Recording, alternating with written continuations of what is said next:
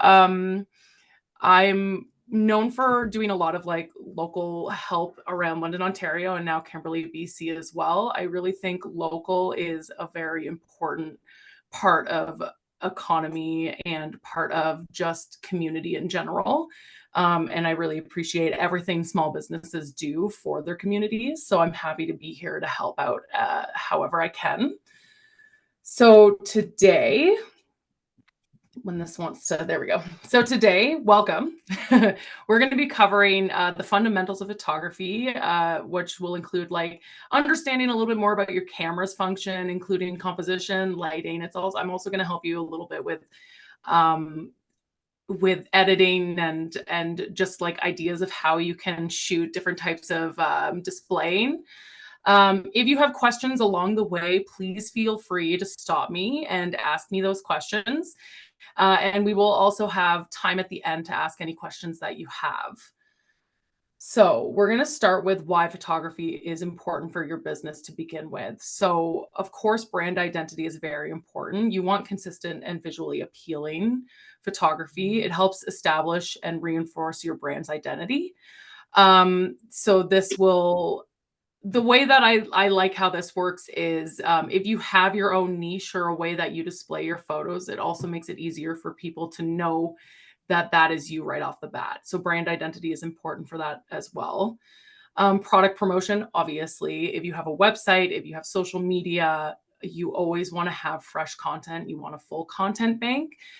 You want quality images that shows your products at various angles being used in various ways. That is known to lead to higher conversion rates. And then visual communication. So you want high quality images. I kind of just said this, captivate your audience. I'm going ahead of my own here. It's a strong first impression. It's a good way to communicate with your audience and also with potential clients. So there are a few types of product photography. There are probably a few more than just this, but these are my favorite four. So lifestyle. In this approach, you're photographing your products being used in like a life setting. So people actually using it and people, just actually using it. I've never done this before. So I might be a little bit nervous, but you're just showing your day-to-day use for it.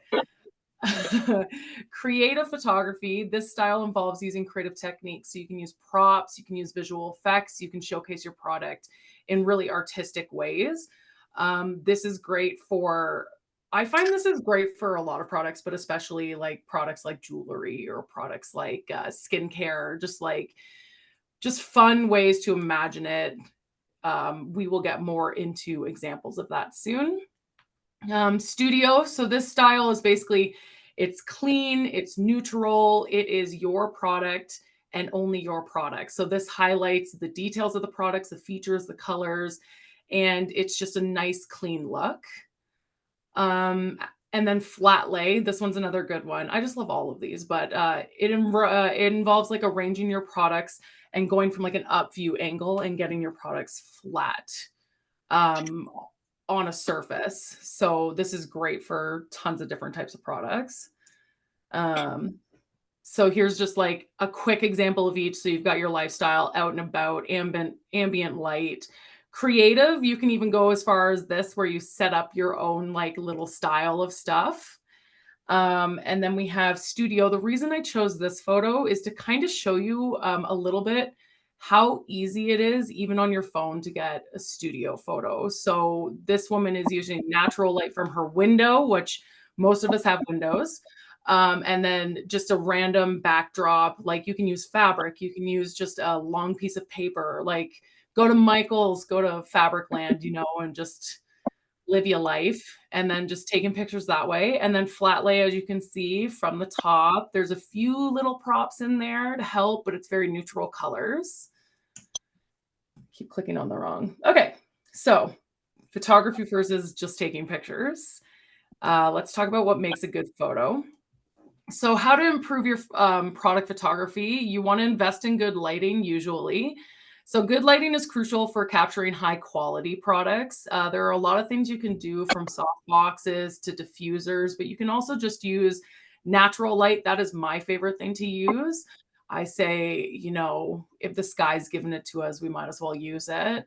Try shooting near large windows during the day. Another thing that I enjoy is using certain times of day with the sun to your advantage. So, like sunrise, you get like that beautiful orange glow through your window. Just grab your phone, grab some products, and use that to your advantage. It's a lot of fun. Tripods are good for stability.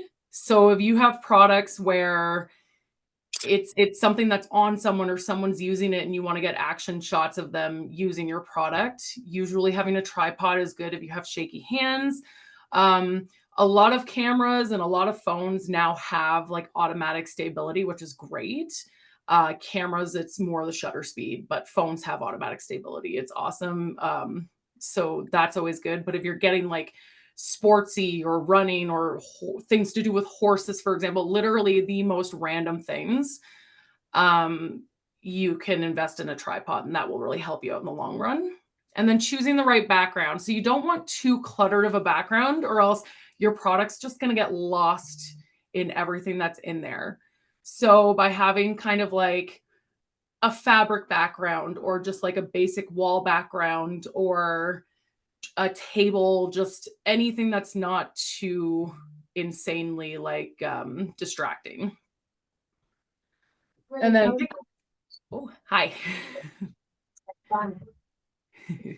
So picking a camera and what's right for you.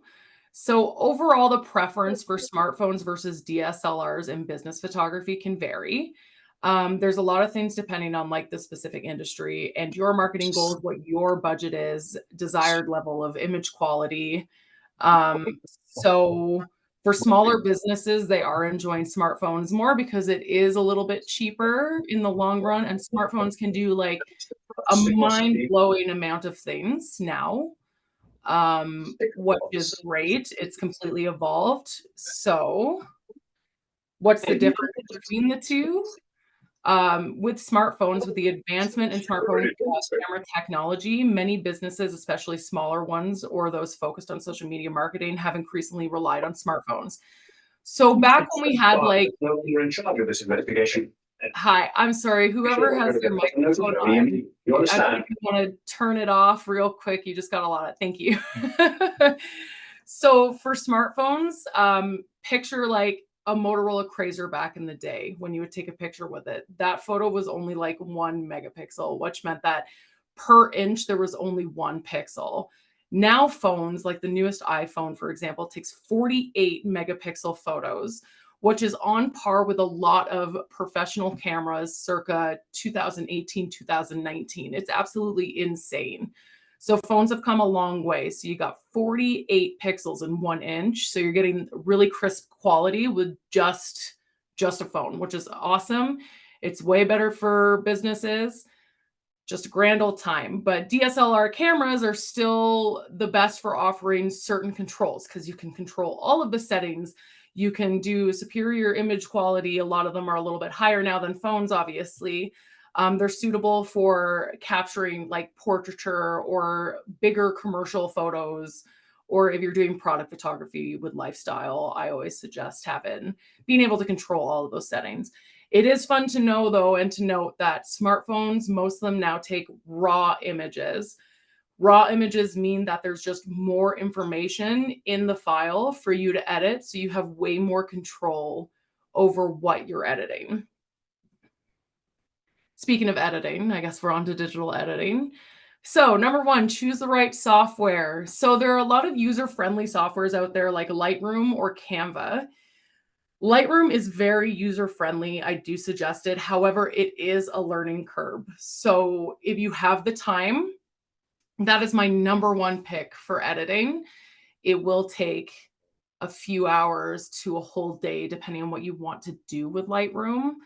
But it's great because not only does it have like an extensive amount of presets, it has an extensive amount of ways to edit your photos, including removals that are much easier to use now, but it also keeps all your photos safe in its own personal Lightroom catalog, which is easier for organization and it doesn't fill your computer up, which is very important too. If you are not ready to get Adobe or to learn Lightroom, Canva literally has a great amount of photo editing capability, especially for just like on the go photos, or of like you're not too concerned with the editing. So and that's free. So also good. Both of them have really good interfaces, wide range of editing tools. They're both suitable. I do highly suggest Lightroom though. You want to keep it natural. So again, going back to the natural light, I love natural light. However, the other thing is avoiding over editing your photos. So you don't want to make it too high saturation. You don't want to give it excessive filters. These are all going to be very distracting to your product, and you don't want that. So you want it to be more authentic. Speaking of presets though, experiment with presets. So all of these editing things have pre-made filters and presets that you can play with. Try to find ones that look more natural. I will go over a few examples in a second with you. And just experiment with them and find your brand identity with them. It's fun. Just take a few hours, you know? And then master the basics. So we're going to talk about, sorry, my computer is hooked up and I let it fall asleep, so it stopped sharing. Let me just reshare. There we go. I got way too into it and forgot to turn it back on. Back to master the basics. You want to learn about common editing tools, exposure, contrast, saturation, white balance. Oh, yes. Hello, Francois. Yes, I have a question because I'm using, I think it's similar to Adobe Lightroom because I use Adobe Creative. I find it's very good. Mm-hmm. So, at the beginning, I was maybe trying to over improve the quality of my photo. Now what I'm doing, I'm using a little bit, just a light to bring more white. Mm-hmm. And I don't know what is your comment about this. I maybe improve a little bit the contrast, but I don't touch the saturation because I think it's a little dangerous. But I find increasing a little bit the white might be a good idea. What do you think? Yeah. So when it comes to weights and photos, especially, so you have your highlights, as long as you're not boosting it to the point where the highlights are clipping. And what that means is if you over highlight your photos and the white disappears and completely just like melts into whatever's behind it, or just like full, that's like the easy way to explain clipping. That's a little too much, but it's always good to highlight a little bit, especially if you want to accent the whites in your photo. You can do that with exposure, or there are options. I believe on Adobe, the creative that you should have power to do highlights or something just called whites. Yes. And those help add contrast to the photo as well without being like an extreme contrast. So I'd say what you're doing is perfectly fine. As long as the highlights aren't being clipped, you're good. That sounds like a fun way to edit, and just it does give attention to the whites. Thank you. No problem. So let's talk about keeping it natural really quickly. I just have some examples. So as you can see, you have this very high saturated photo. The pinks are lost, the blues are weird. You don't want to do this type of stuff to your photos because it's very distracting. Same with like sepia. Sepia tones have been around for a very long time, but in some cases they do not work with photos. So when you're trying to do, these are CBD drops, but if you're trying to do like even honestly, I don't do sepia for a lot of things anyways. So like my examples are going to be everything, but especially if you're trying to show off colors and stuff like that, you want to keep it as natural as possible. Experimenting with presets. Presets are great. I love presets. However, for example, I chose a food photo. If you are selling food, you don't want to use unattractive colors or even black and white. You want to show the colors of the actual food. It's better for selling. Like when I look at this, I'm like, those are delicious, crispy looking croissants. I want to eat that. But if I see it in black and white, or if I see it in like just a weird, like duotone color, it doesn't jump out to me personally, but you want to resonate with your audience. And then mastering the basics. So this is exposure and highlights. So here you can see where I was talking about a little bit of the clipping and stuff. You see how this is all getting hazy, and over here, this white is just like completely disappearing into this gray. That is too overexposed. This one is too underexposed, so you're not seeing any color of these products. So over here, you want to keep it. You see how you can now see the full silver of this product. It is not overexposed, it's not clipped, and it's not hazy.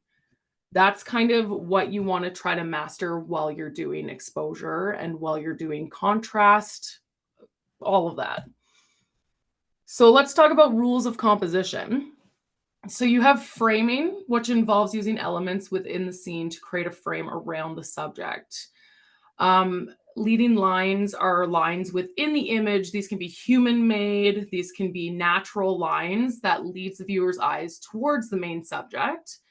You have your rule of thirds, which divides the image into 9 equal parts using 2 horizontal and 2 vertical lines to create a grid. And you have cropping, which involves removing unwanted distractions and elements. So, framing.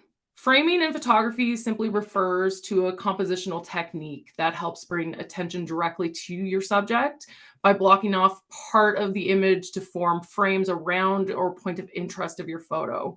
So a few examples I have is this photo down here plays with the foreground, which then leads you into this man doing his job. This one over here plays with the background, thus leading you fully into this. And that's also depth of field, which we are going to get into. And then this one has the hand fully framed diagonally towards the product. So these are all great ways because the goal is to create a pleasing composition that directs your viewer's attention to the subject matter. As for leading lines, I believe Lucas Koslow said it best. He is a professional photographer, and his quote is, "Leading lines are a compositional technique where human-made or natural lines lead to viewers' eyes through a photographic to the subject or heart of the image." So you can see in this photo, regardless of which way you crop it, the way that it's been taken with these leading lines means that the crop will work in any way that you crop it because it's so good at getting the viewer's gaze and creating a sense of depth.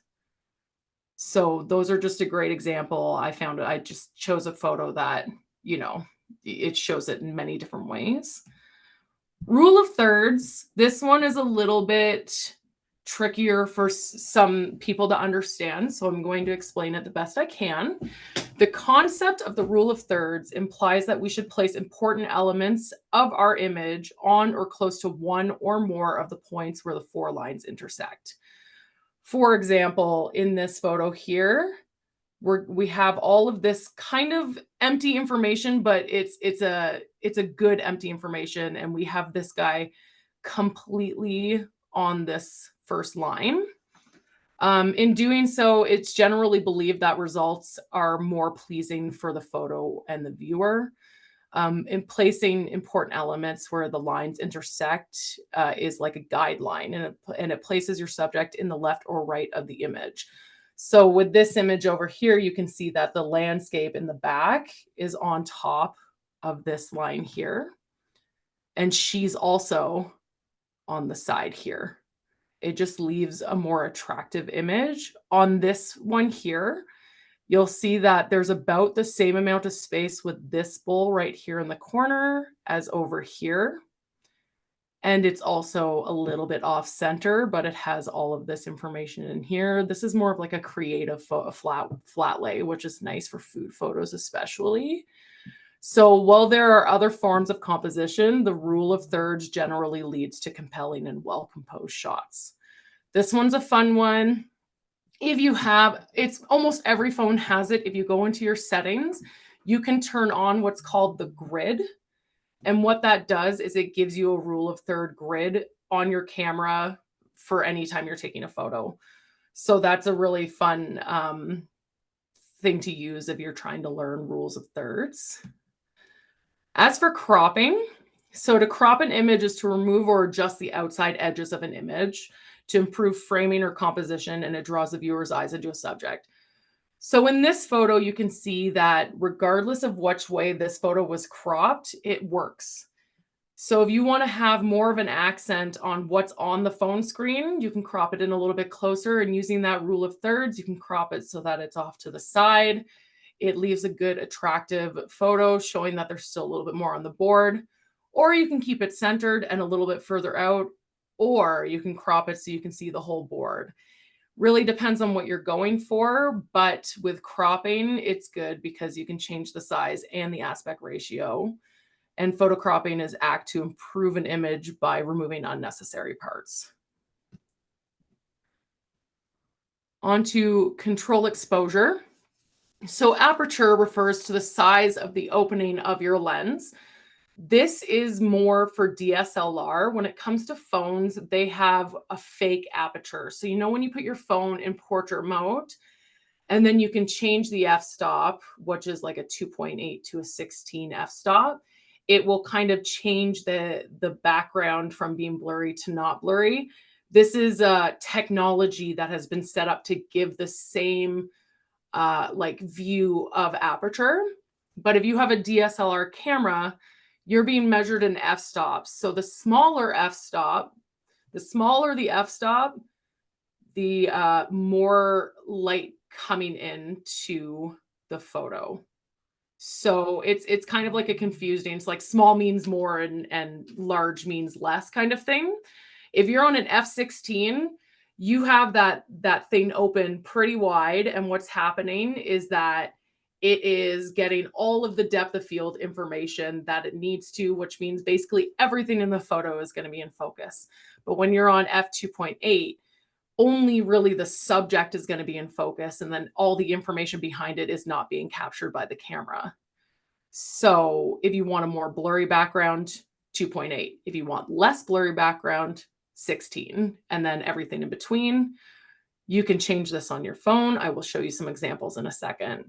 As for shutter speed, this again has to do with DSLR. Phones have an automatic shutter speed, which actually have been great. I love the amount of shutter speed that phones have. It's great. They get a lot of action shots, and then you have the low light setting on most phones now for like nighttime shots. And then you have live photos that you can then turn into overexposed photos. There's just a lot you can do now. So this tells you how long the camera shutter remains open and allowing light to reach the camera sensor. It is measured in seconds or fractions of a second. And then you have ISO, which measures the sensitivity of the camera sensor to light. So the lower the ISO, so say you have ISO 100, that's like the least amount of sensitivity of light that the image is going to produce. So you're not going to get any noise or grain from it. But if you have it up higher, so the example I put is 1600. It depends on the camera you have. I have a more professional camera, so I can really push it to like almost 10,000 and still not see much for grain. But on the more affordable DSLRs, by the time you get to 1600 or so, you're going to start to see a little bit of noise and grain, which isn't a bad thing. It really gives a nice like film feel to it, which I personally enjoy. Film feel is just film in general is a lost art, but like that's for a whole other day. So let's go back to aperture. I just want to show you, I took this photo on my phone and I just wanted to show you the differences. So see, when you have this f2.8, you can see that a lot of this background is blurred out. And then we have this guy completely in focus. And then at f7, you still have a little bit of a blurry background, but you see more of it coming into, I guess, fruition, whatever word you want to use.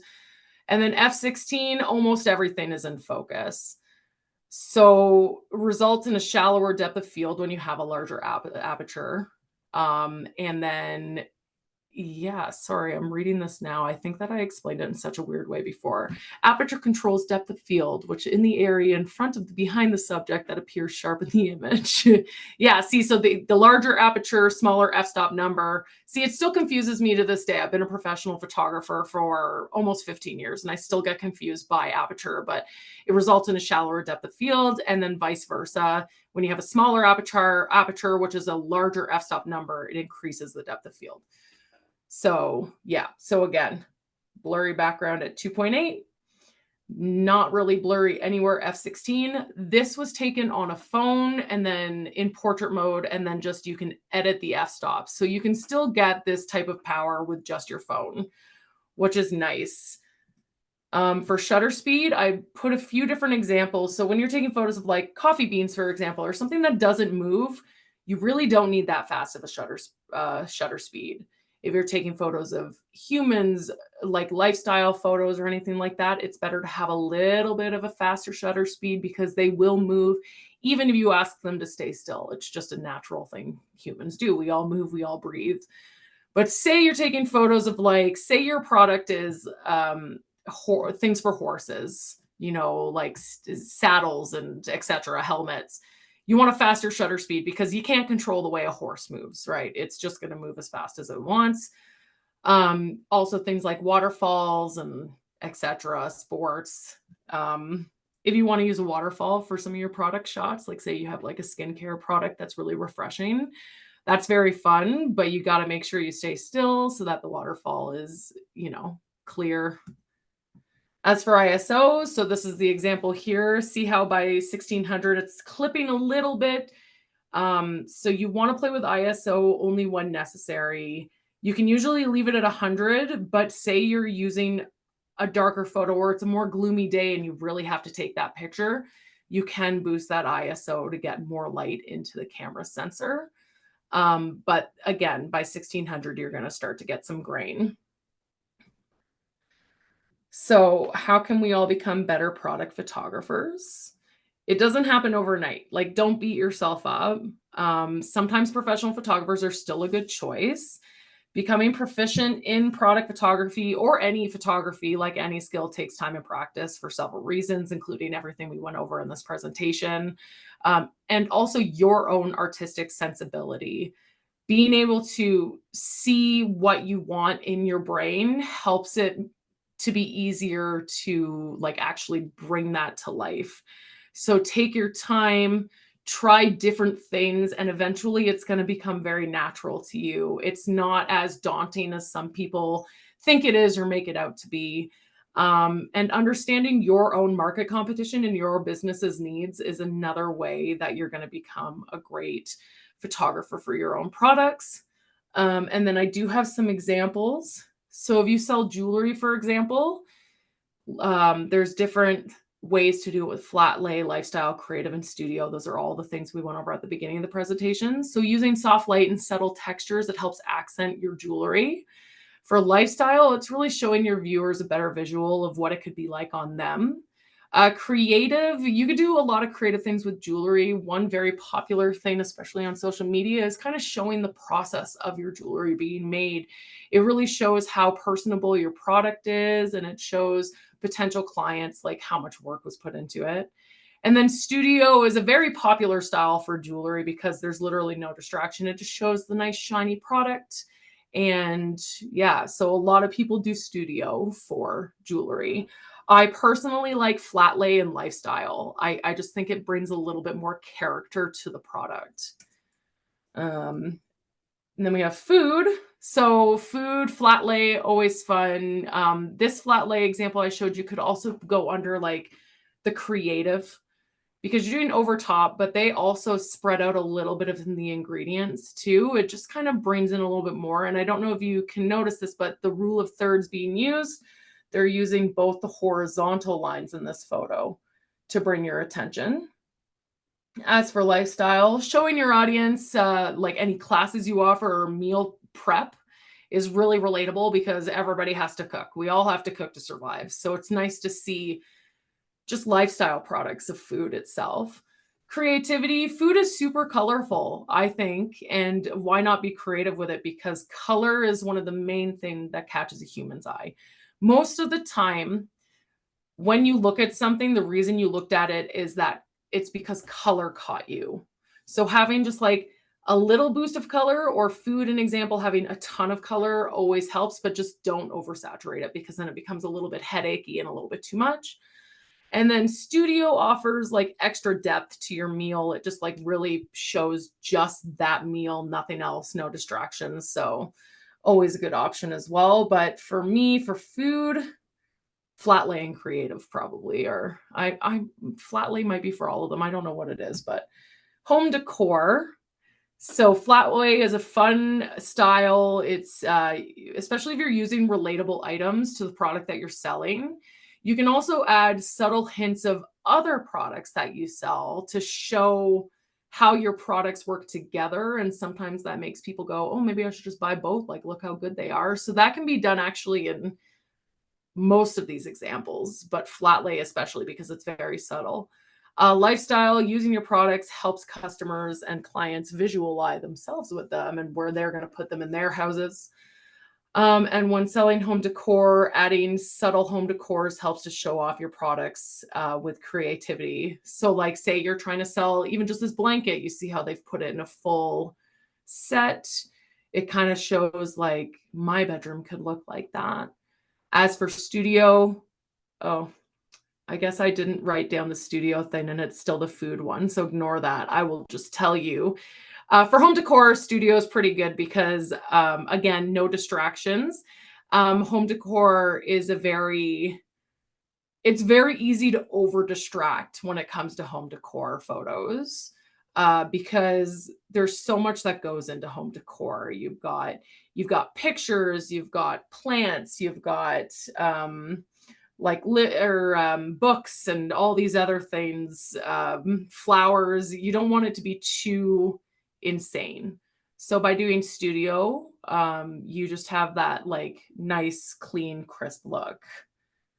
And then I have skincare. So using soft, subtle backgrounds for your skincare. Another thing you'll see in this example, they're using like a throw, like a fur throw or something like that. Basically, that to me is showing that their products are really soft. And that's what you want to come along with if you're doing skincare. You want people to believe that their skin's going to be super soft if they use things. So it's nice to just like have that little flow of things. And then with the flat lay, they've also used a little bit of their hand in there to kind of give it a little bit more of a personal touch. And again, with the rule of thirds, you can see that they've used this bottom line right here.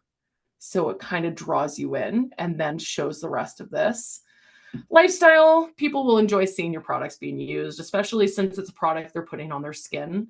They want to know that people are actually using it. As for creative, when it comes to skincare, like having products that match with everyday items is just more realistic. So you'll see that with these skincare products, there's also towels and there's scrubs and stuff like that. It's just kind of, it gives it that creative feel that like, yeah, I need that in order to complete my skincare collection, basically. As for studio, so some skincare products have more natural or subtle colors. So having good lighting in a studio setting is a good way to show the product itself, especially because it has those subtle colors. It doesn't pop out the same way colors pop out. So by using lighting, you'll see in this one too, and I do love this one because it's also a leading line. So you'll see you have the shadows here, but you also have the shadow in the background. So all of these are actually a leading line, and they're using this line from the grid, and they're using the middle line from the grid, which is really puts the photo fully in. And that's great for, sorry, Des, I see you have a question. Hold on, there's chats going on. Wow, hi, everybody. Should we try to perfect one style at a time? I'd say when it comes to that, sorry, I just realized there's a chat option and now I'm like, oh, now I want to answer all these things. let's start with Ash really quickly. Yes, Ash, that's what I was trying to do. See, it still gets confusing. So the smaller the hole, the bigger the number. And then the larger the hole, the smaller the number. It's a very, aperture is a very confusing thing. So for D here, you can try to perfect one style at a time. I say find whatever style is best for your product and then go with that basically. And then after you've perfected that in a way where you're happy about it, you can move on to another one. But it's open to interpretation. If you want to try to do multiple styles, you can. It's just have fun with it, basically. Francois, you have a question? Yes, you start to answer it about the shadow. Okay, in the last picture, you said it make line and we can use with this, but in the first picture, we see the shadow of the hand. Is it a problem to have some shadow in our picture or not? No, not a problem at all. It really depends on the type of shadows. So I know that sometimes shadows are hard, especially if you're taking photos with a harsher light, which is why we should try to avoid harsher lights. Um, See how most of these shadows aren't fully on the products, they're kind of behind it, other than this little guy here, but that's done kind of in a better way. Um, as long as it's not too harsh of a shadow, shadows aren't very distracting. If anything, they add to a photo. If you're taking a photo of a product though, and there's like a full shadow over top of it, and then you try to boost the shadows so that it's lighter, that can start to become distracting. But as long as you're using shadows in a way where it's creative or in a way where it makes the products look good, I don't see any issues with shadows per se.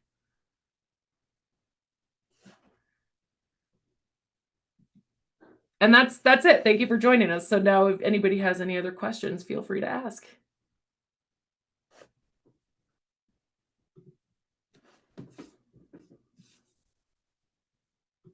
Well, I have to say, Caitlyn, for your first time presenting, you did an absolutely amazing job.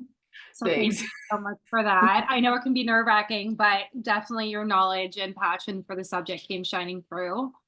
For anybody that wants to come back to what was presented in this video, in this education event today, we are recording it, and we will be sending it out to everybody in the next couple of days, and it will also be on our website at localstreet.ca.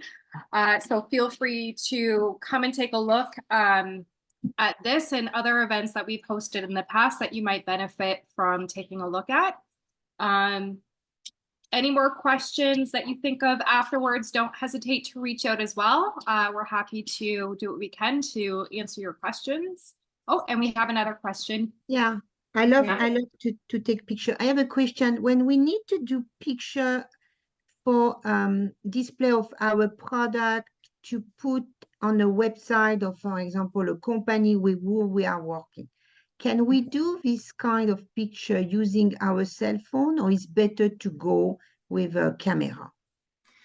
You can use either a camera or a cell phone. I find that as long as you know how to use your cell phone's camera, especially for going on a website, because on websites you want it to be like a little bit of a higher resolution, but it doesn't have to be insane. And with the way that cell phones are nowadays, you can get that proper size for websites through a cell phone. So I say you could use either for sure.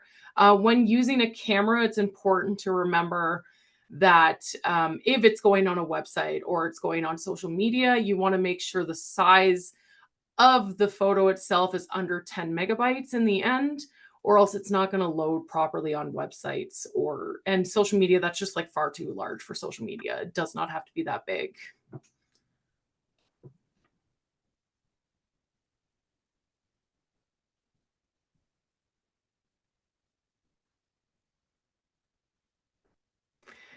Any other questions from the crowd?